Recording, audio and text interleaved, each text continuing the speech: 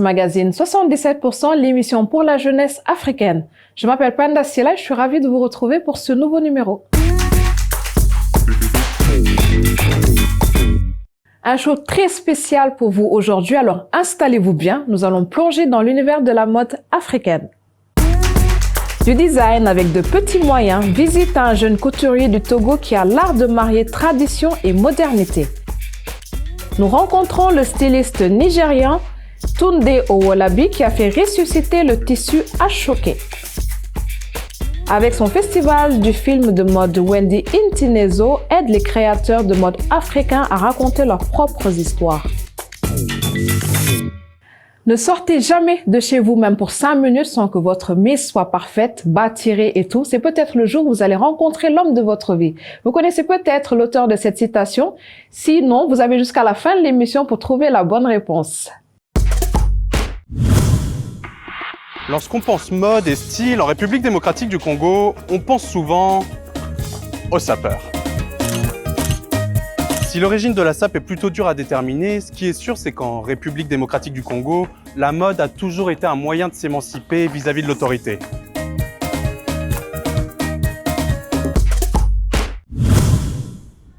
Au Mali, pour être à la mode, il faut accepter de changer d'habit au gré des tendances. Là, je suis habillé en bogolan, un tissu traditionnel qui revient à la mode, dépoussiéré par de jeunes couturiers et couturières maliens qui souhaitent revaloriser le Made in Mali. S'habiller avec des vêtements locaux coûte cher. Les ensembles vont de 30 000 à 60 000 francs CFA. L'astuce pour avoir des habits beaucoup moins chers, notamment pour les jeunes, c'est d'acheter de la friperie, que l'on appelle yugu yugu ou encore dongaflé, qui veut dire porte-voile. Bien s'habiller au Sénégal, c'est important car cela inspire respect et admiration. Et à Dakar, être à la mode, notamment chez les jeunes, c'est être à la fois chic et tendance.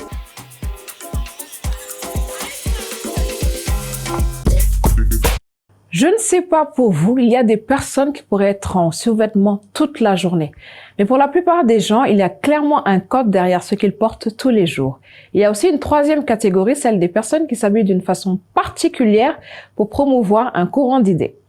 Si vous avez déjà croisé les sapeurs de la République démocratique du Congo, vous savez donc déjà de quoi je parle. Ces hommes et ces femmes vivent pour leur style extravagant, ce sont des artistes de performance et à l'instar de Kadi Toza, ils se considèrent comme les plus élégants d'Afrique.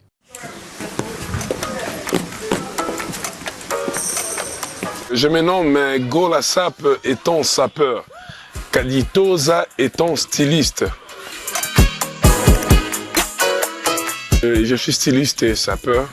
J'encadre les jeunes là-bas qui sont de couturiers pour les encadrer pour qu'ils deviennent de grands stylistes dans le monde. Et puis, je les encadre encore étant des sapeurs.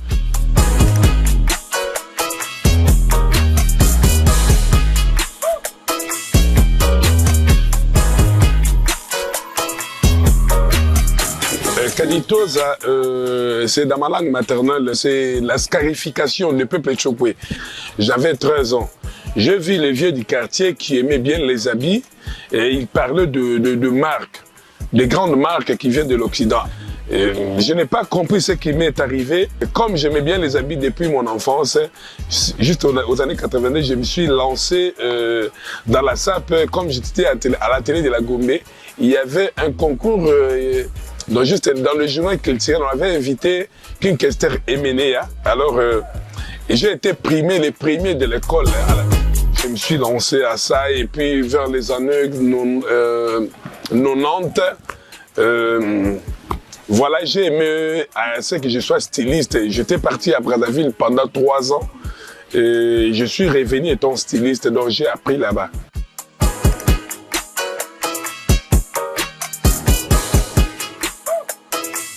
Les autres créent dans des caves, là il n'y a pas de bruit, là, dans du calme, il y a de la climatisation. Mais moi je suis en plein marché. Donc moi en plein bruit, j'essaie un peu de réaliser ce qui n'existait pas au monde. Je m'inspire des animaux, des animaux. Je m'inspire aussi de la nature, voilà. La SAP, c'est une société des ambianceurs et pour des personnes élégantes. Ça, c'est auparavant. Mais d'après moi, maintenant, là, je dis que non, la SAP, c'est une société des artistes et pour des personnes propres et élégantes.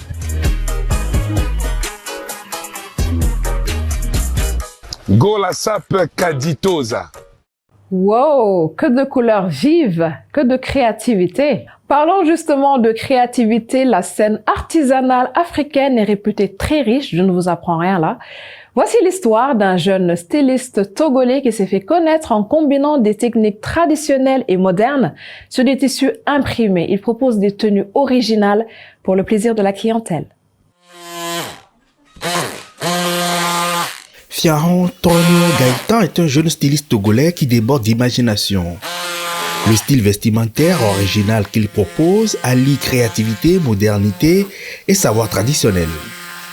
Gaëtan détourne des tissus imprimés pour faire un mixage tradi-moderne. Ses confections ont une touche particulière. Ici, nous sommes des artistes, puisque ce sont les tissus et les motifs qui nous inspirent à créer ce qu'on a à faire. J'aime toucher le pan, je vois ce que les Occidentaux font et j'essaie parfois de les copier et apporter ma propre touche avec nos pagnes, nos tissus africains. Gaëtan est très pointilleux sur le choix des matériaux et leur assemblage. Il travaille à la finition dans les moindres détails. Et pour plus d'efficacité, Gaëtan s'équipe en matériel de travail moderne en Europe.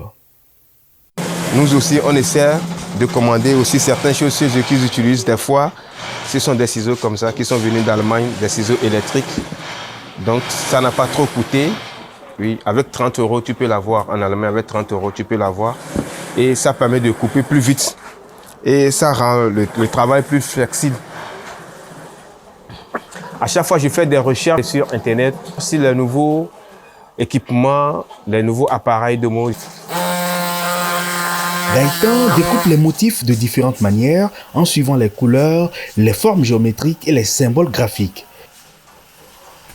Tout ceci à la satisfaction de la clientèle de plus en plus grande et variée. Je connais Gaëtan il y a à peu près 7 ans. Et depuis les 7 ans, comme je viens de le dire, c'est lui qui me coud presque toutes mes tenues. Vraiment, il fait des créations. Mais lorsque vous arrivez même chez lui, par rapport à comment vous êtes, il imagine un peu quelque chose et puis il vous fait ça à votre goût, quoi. Et ça marche. Vraiment, Gaëtan est encouragé. Gaëtan est arrivé à la mode par passion. J'avais un ami couturier, celui qui m'a formé, il s'appelle Franklin. Donc c'était mon couturier, j'allais chez lui, moi-même je faisais des dessins pour des tenues qu'il allait me faire. Et à chaque fois je lui disais que j'ai vraiment envie de faire ce métier. Et c'est là, il me disait qu'il sent ça en moi. Gaëtan s'est inscrit en apprentissage chez son ami. Au prix de beaucoup de sacrifices, il a bouclé sa formation après quelques années et aujourd'hui, il transmet à son tour sa passion à plusieurs dizaines d'autres jeunes.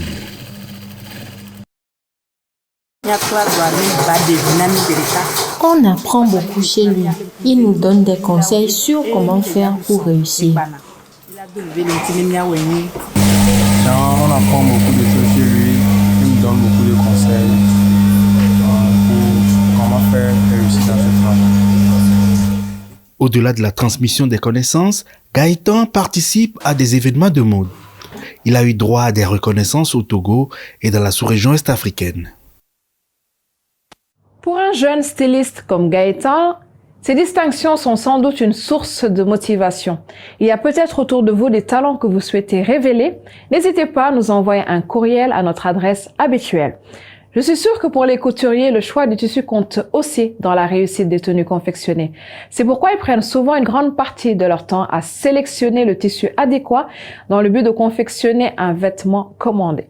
Du Togo, rendons-nous au Bénin, pays voisin où le pain tissé appelé kanvo revient au goût du jour. Et ce n'est pas seulement chez les personnes âgées que ce pain tissé fait son retour. Les jeunes ont de plus en plus le kanvo dans leur garde-robe. Nous sommes allés nous en convaincre à l'occasion d'un festival à Cotonou. Le traditionnel pain tissé était tombé en disgrâce.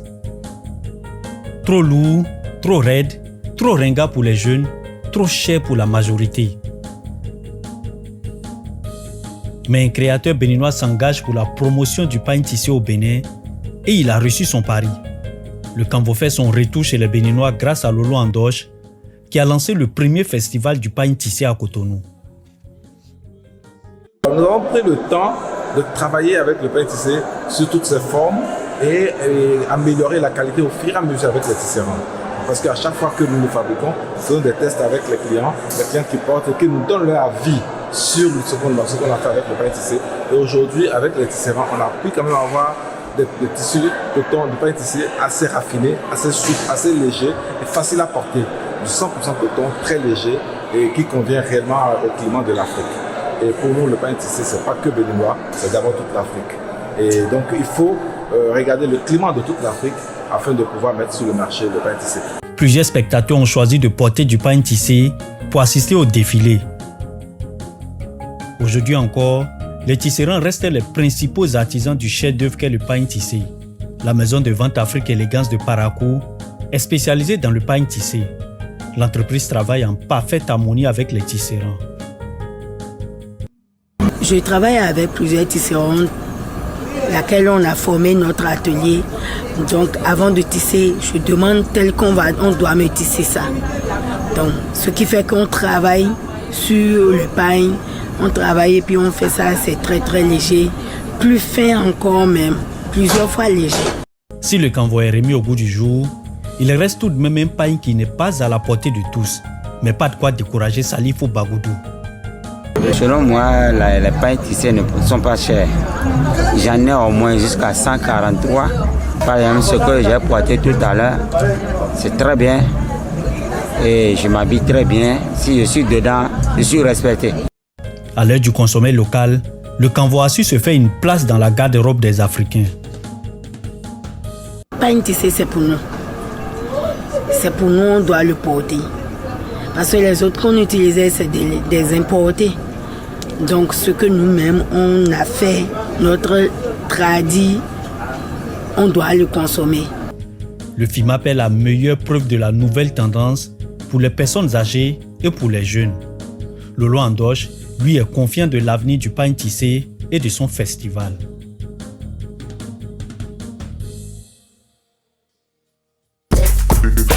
C'est clair, le pain tissé n'a pas vraiment dit son dernier mot. Tissé à la main, ce pain se retrouve dans de nombreux pays d'Afrique avec des motifs différents, mais la technique reste la même. Tout est fait à la main et certaines communautés en ont même fait une affaire d'identité. On parle ainsi de Mandjak Close au Sénégal, Canvo au Bénin, tissu baoulé en Côte d'Ivoire, Fasodan Fani au Burkina Faso et Ashoke au Nigeria. Nous partons justement au Nigeria. À la rencontre de Tunde Owolabi, sa spécialité de redonner au pain tissé une touche contemporaine en le transformant en basket, sac ordinaire et même sac à dos. Le terme ashoke signifie tissu du pays ou tissu du métier à tisser. Pour moi, c'est plus qu'un simple tissu que les gens regardent. C'est quelque chose qui m'a donné beaucoup d'inspiration. Quelque chose qui m'a donné beaucoup de joie de vivre par rapport à la façon dont il est fabriqué. Il y a l'histoire qui se cache derrière, il y a les gens et comment le tissu est un lien dans la culture Yoruba. Le Nigeria est connu pour ses textiles. Le pays compte plus de 500 groupes ethniques. À chaque groupe, son tissu. L'ashoke est un type de tissu fait à la main qui a une riche association culturelle et traditionnelle avec la tribu Yoruba qui est originaire du sud-ouest du pays. Ce tissu qui était autrefois utilisé lors des fiançailles, des mariages et des funérailles est aujourd'hui revenu à la mode et tendance.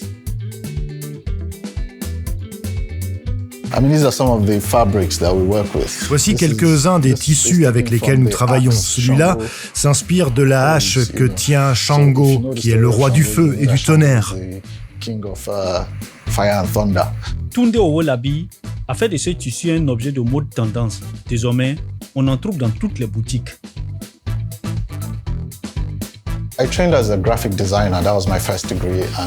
J'ai suivi une formation de graphiste, c'était mon premier diplôme. J'ai aussi étudié la photographie au Royaume-Uni. Mais quand je suis rentré au pays, j'ai travaillé dans la publicité pendant un certain temps. J'ai toujours voulu travailler dans un espace créatif, mais je sentais que je voulais avoir plus d'impact. Je n'avais aucune idée de ce qu'était la mode. Je n'avais jamais dessiné quoi que ce soit dans ce domaine, mais je pense qu'en tant qu'artiste, en tant que designer, vous pouvez toucher à différents univers, et c'est ce que j'ai fait.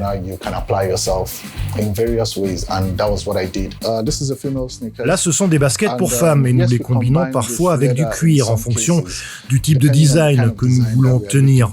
Donc ces chaussures ont été faites avec du cuir qu'on trouve ici. Il a été acheté localement au marché de Mushin.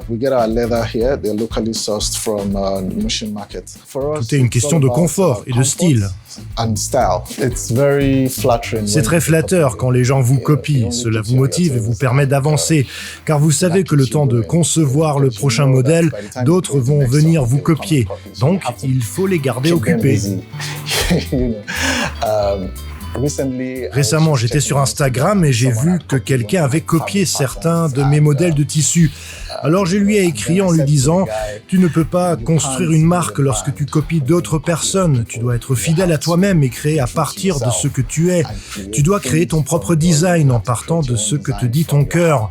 C'est ce qui fait que c'est toi. Si tu es fidèle à ta marque et à ton art, tu trouveras toujours de l'inspiration, même dans les situations les plus étranges. Chaque fois que tu crées quelque chose, cela devient un chef-d'œuvre et à nouveau, d'autres vont le copier. »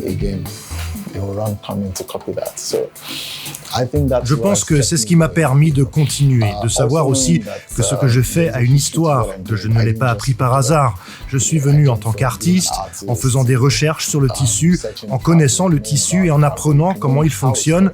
Je me suis assis avec les tisserands pour savoir ce qui est possible et ce qui ne l'est pas. Cela m'a aidé au fil du temps et a influencé ma façon de concevoir. Toujours sensible à son environnement et l'air du temps, Tunde Owolabi a décidé de s'adapter. Il a ainsi conçu le sac ethnique, sa toute dernière nouveauté.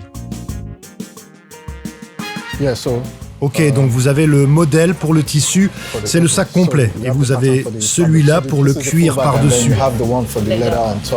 Très bien, voilà, découpez celui-ci. Nous pouvons raconter nos histoires en utilisant ce tissu. Nous expérimentons beaucoup avec. Il faut aussi voir avec quoi nous allons le combiner. Pour certaines choses, il faut le doubler, mais pas pour d'autres. Parfois, on coud le tissu directement sur le cuir. Donc, encore une fois, cela dépend du type de sac. Ce sac ici n'est pas aussi rigide parce que c'est un sac à dos. Il faut pouvoir y mettre beaucoup de choses. C'est très bien pour voyager. Là, c'est un porte-document. La forme du sac et sa fonctionnalité changent. Je voulais en faire plus avec la culture et célébrer notre culture. Si les Japonais peuvent présenter le kimono et la façon dont il est fabriqué, pourquoi ne pas faire la même chose? Pourquoi ne pas célébrer ce que nous avons? Comment peut-on l'intégrer dans notre culture? Comment peut-on le rendre intéressant pour la génération Z ou Y en changeant le regard qu'ils portent sur ce tissu? Avec l'essor des marques innovantes au Nigeria, des créateurs comme Tunde Owolabi participent à préserver leur culture et à enrichir l'histoire africaine de demain.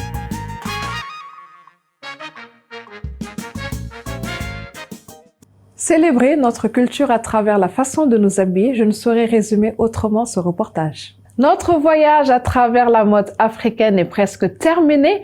Jusqu'ici, nous avons regardé des histoires très belles et motivantes, mais il me manque un aspect. Comment fait-on pour encourager et faire connaître tout ce génie? Bien sûr, cette émission 77% qui se veut la tribune des jeunes créateurs. En Afrique du Sud, par exemple, il y a une personne dont l'initiative mérite d'être soulignée. Wendy Ntnezo, c'est d'elle qu'il s'agit, se définit comme une entrepreneuse de la mode. La fondatrice du Festival sud-africain du film de mode et du magazine Imprimé, elle aide les créateurs de mode africains à raconter au monde leurs propres histoires. Les créateurs africains sont capables d'affronter la concurrence internationale et de raconter leur propre histoire. Il est important que nos créateurs racontent leur histoire avec leurs mots et de la manière dont ils veulent être perçus.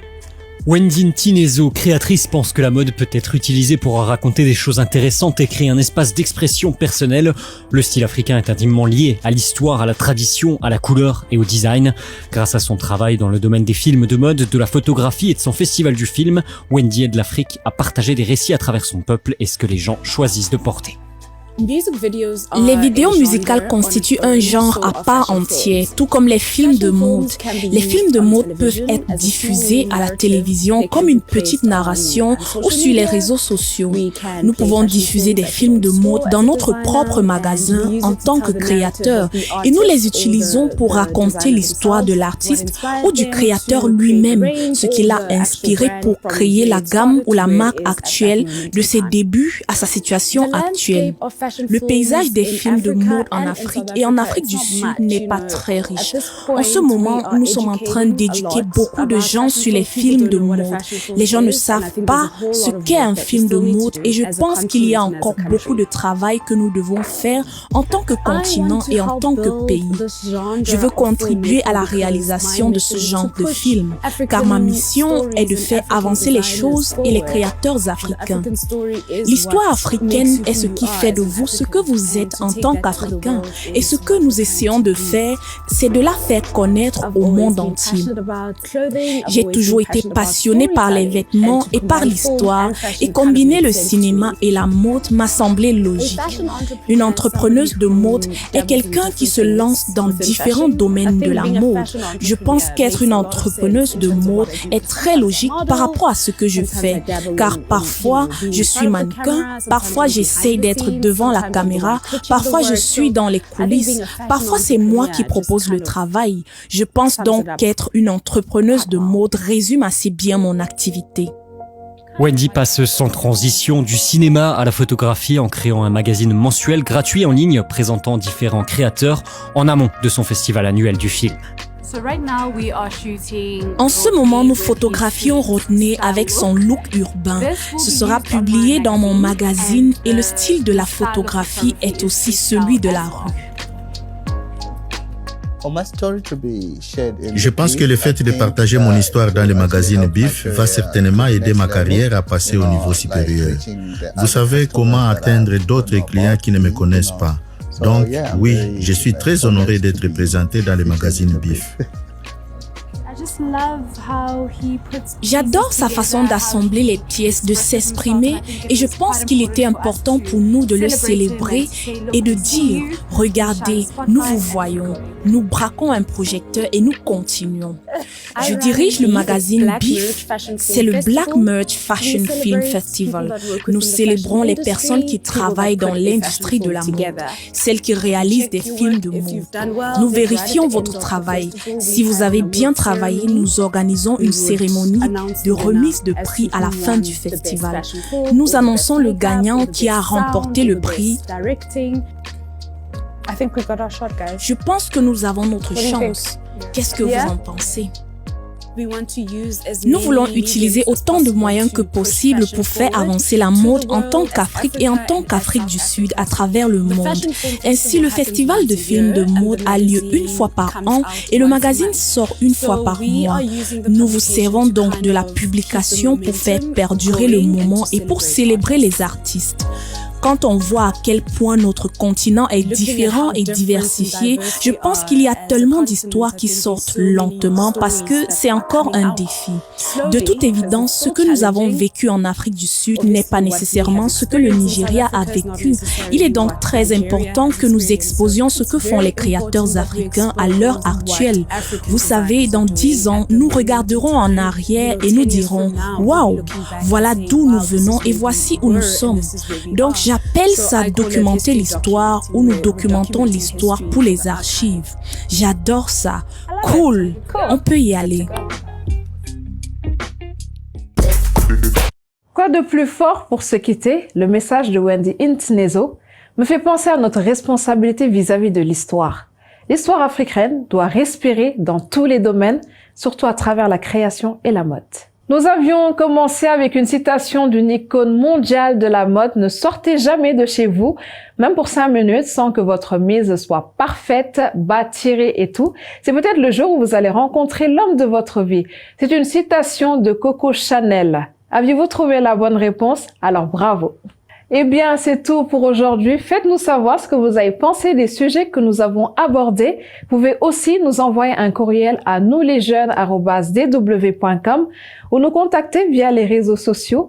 Et comme toujours, nous vous laissons sur une sélection musicale. Mon choix porte aujourd'hui sur Femme africaine de Raphaël Santrinos. Prenez soin de vous et au revoir. Qu'elles soient camerounaises ou ivoiriennes, burkinabé ou béninoises, elles sont jolies.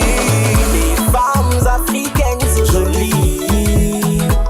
Quand tu les aimes, c'est toujours à la folie. Les femmes africaines sont jolies. Qu'elles soient togolaises ou maliennes, sénégalaises ou congolaises, elles sont jolies. Ma femme africaine.